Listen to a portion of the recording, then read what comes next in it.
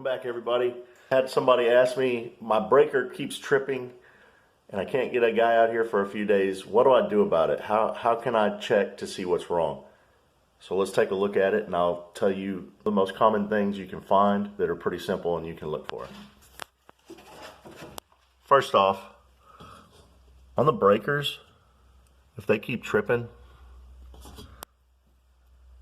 you need to know what size they are. So right on the front here, this one says 60. It's two poles because these are both one. It's connected, all right? So 60 amps is what's going to trip this. If you have 61 amps, this thing's going to trip. If you have 60 amps, it's going to trip. So what can cause that? Well, you're going to have an inside breaker for the unit inside on your AC, and you're going to have an outside breaker for the unit on the outside. This is the outside breaker on this house. So let's go outside and see what you can look for. On the outdoor unit, you'll find a sticker like this somewhere. It's got your model number, serial number, everything like that. Somewhere on there, on this one, it tells you compressor, running load amps, locked rotor amps. Okay, 78 amps. This could definitely trip that breaker over and over again. Because the breaker, remember on mine, was 60 amps. If the compressor is locked up, it'll pull 78 amps or more. So that's one thing you can look for. How do I check that? Well, you're going to have to go into the panel where your electrical whip comes in, and we're going to take a look at it. So let's get this panel off.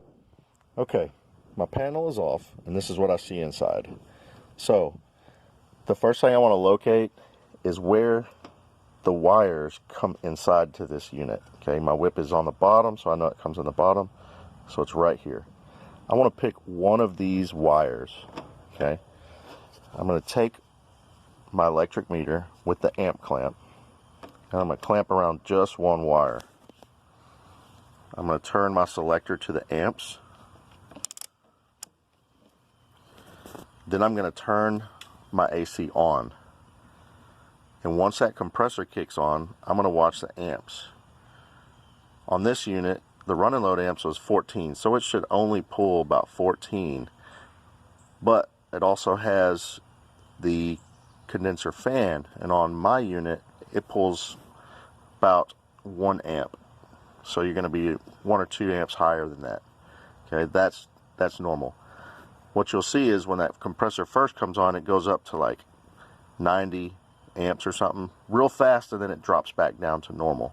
That's not going to hurt it. That's called the inrush amps. What you will see if your compressor is stuck is those amps will go high up to like 78, 80, 90, somewhere in there, and it'll stay there, and then it'll run for just a second and then trip that breaker. Okay, that would be if your compressor is messed up.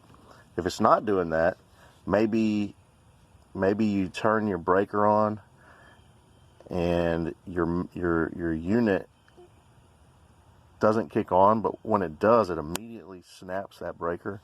Another thing you could check is that there might be a short in your wires. Okay, and you're going to check every single wire. So what you'll do is you'll look at the wires and see where they go through the unit.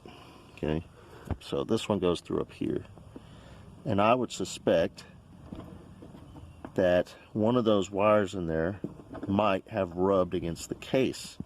So I would take, let's see, focus. I would take the top of this unit, and I would take all of the screws that I find on the top, take them off, and I would pull this unit up just enough to where I could get to these wires, and I would check the wiring to see if there was a place where it had rubbed raw, where you can see copper. Okay, so I check there, I check down here. Okay, and you could also look at your wiring inside where it goes into the compressor. Those are the most common things to check when your breaker keeps tripping. Hope that helped. Subscribe to my channel, hit the like button, leave a comment for what you might want to see. Good luck.